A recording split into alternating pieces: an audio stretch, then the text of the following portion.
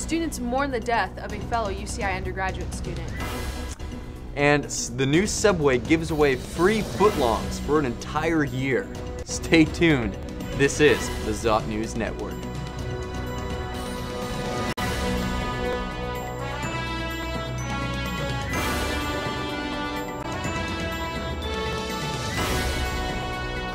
Hello, Anteaters. I'm Odie Suarez. And I'm Jonathan Boone. Subway kicked off their grand opening by offering the first 50 customers free footlongs for a whole year. A massive line developed in front of the establishment located at BC's Cavern. ZNN reporter Miranda Franklin Wall has more to tell us. Hi, this is Miranda reporting from UCI's very own Subway sandwich. Here I have Liz, who waited in line for 7.5 hours to get her free footlongs for a year. So how was your experience, Liz? It was good.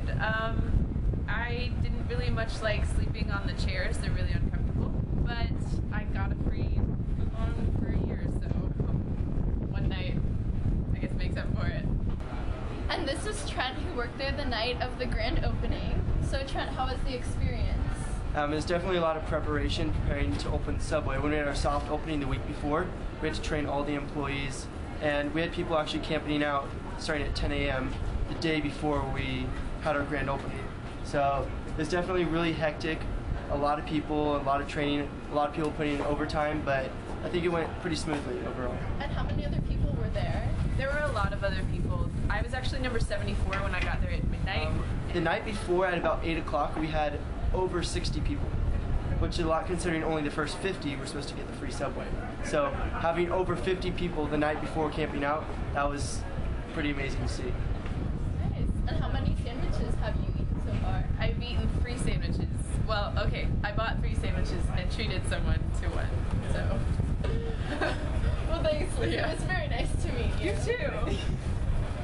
Tragedy strikes the UCI campus as second-year undergraduate student Michael Robert Belko passed away on February 21, 2011. The cause of death can only be disclosed as a tragic accident.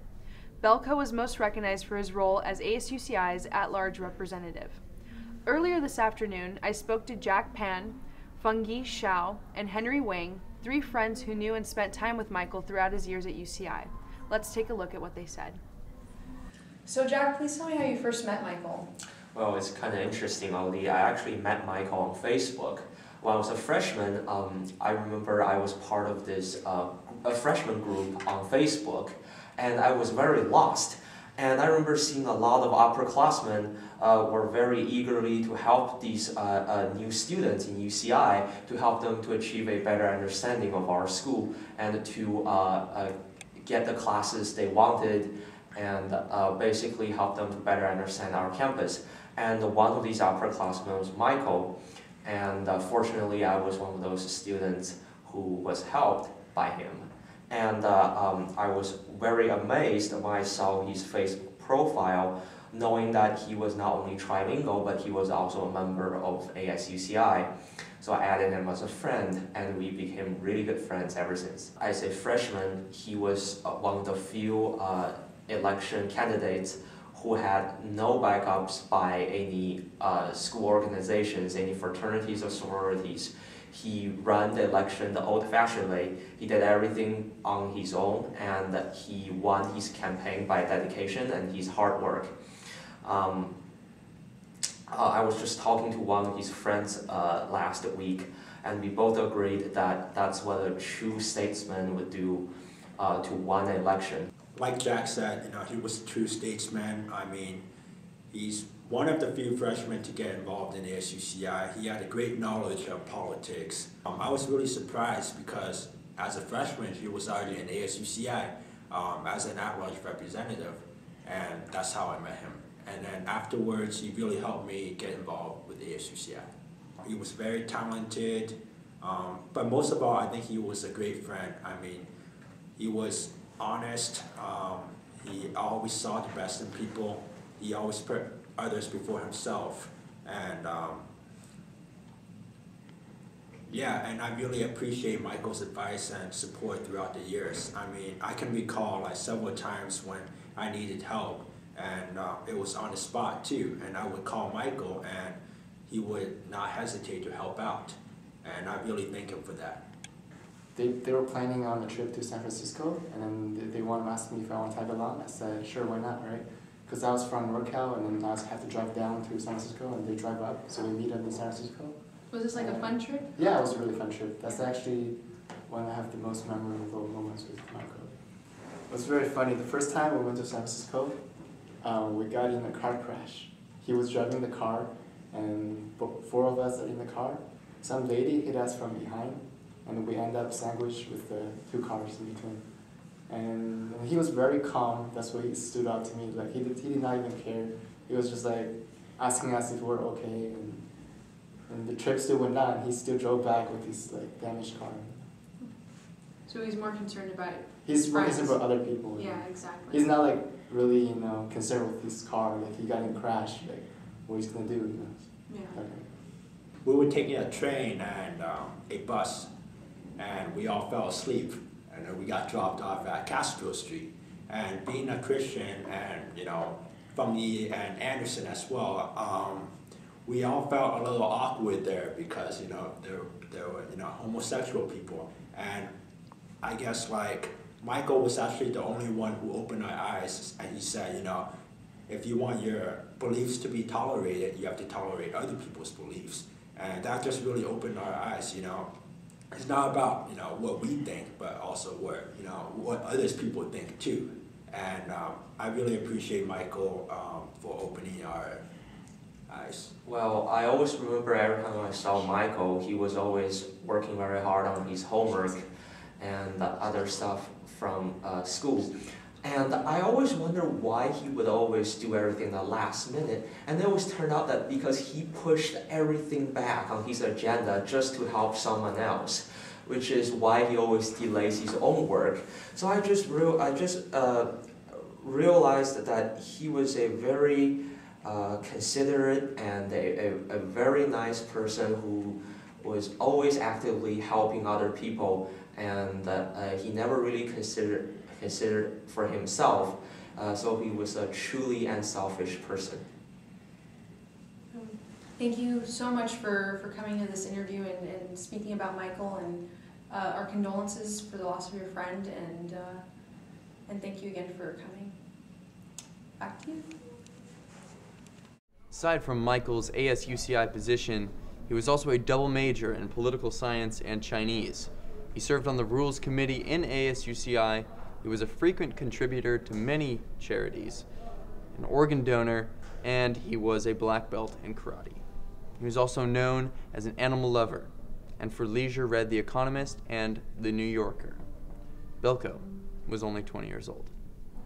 On a lighter note, spring may have arrived early for us UCI students, but will we be feeling warm and sunny weather? What should we expect in this week's weather report, Pat? All right, Anteaters, I've got some sour news for you folks. We got cold weather coming up and finals, so that's bad apples. We got maybe 74 degrees high rest of this week. It's gonna dip in the low 70s, high 60s. That's the weather. Thank you, Pat. Looking forward to pulling out my own board shorts. Speaking of which, earlier this week, I had the chance to interview Tyler Crookshank, a competitive skimboarder and student here at UCI.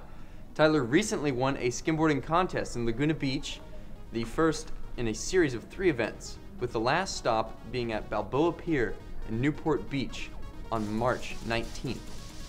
Here's more on that. Hello, I'm here with Tyler Crookshank, an amateur skimboarder and a student here at UC Irvine. Tyler, nice to see you. Nice to see you too. So tell us about yourself. When did you first get into skimboarding? Actually, I got into it in Sanibel, Florida. It's kind of on the Gulf Coast, southwest kind of region. It's kind of near Fort Myers, if anybody knows where that is. And where'd you go from there? After that, I spent, I think, 2 years skimboarding on Sanibel, and then we moved to Ohio for high school, Columbus. Really? Yeah. So that was a bit of a change, pretty cold weather. Skimming on the Great Lakes, yeah? Yeah, I've got a couple good sessions there. Oh, very cool. I've seen the videos online. Yeah, it's pretty fun. Other than that, just flatland stuff and ponds and small lakes. And then moved out to North County, San Diego, in last 2 years ago about now, or 1.5 years ago. And just kind of been skimming as much as I can out here. How is the skim scene out here on the West Coast? It's quite a bit different from East Coast. For one, there's a lot more contests in Florida generally. I don't know why, but conditions out here are much better, and there's a lot.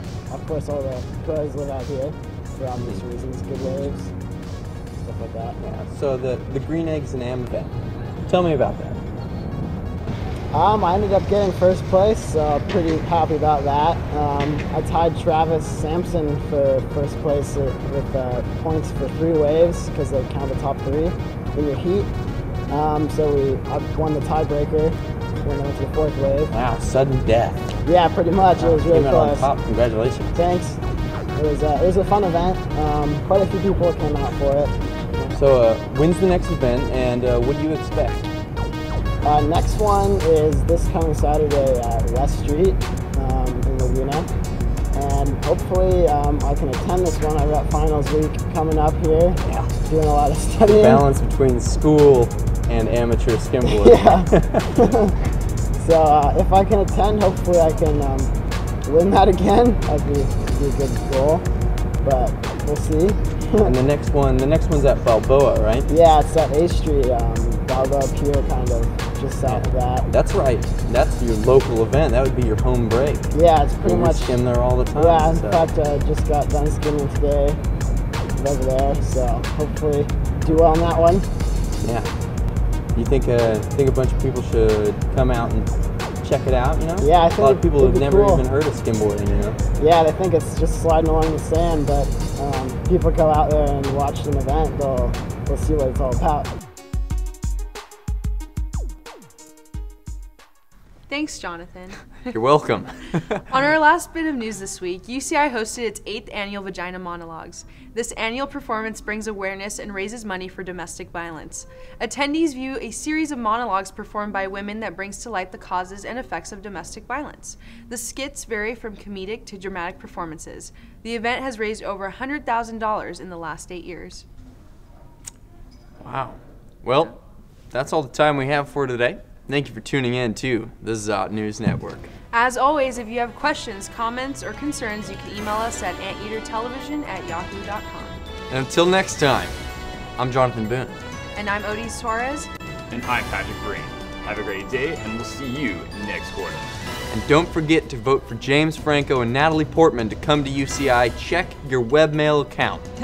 All right, we'll see you around UCI. Good luck on finals.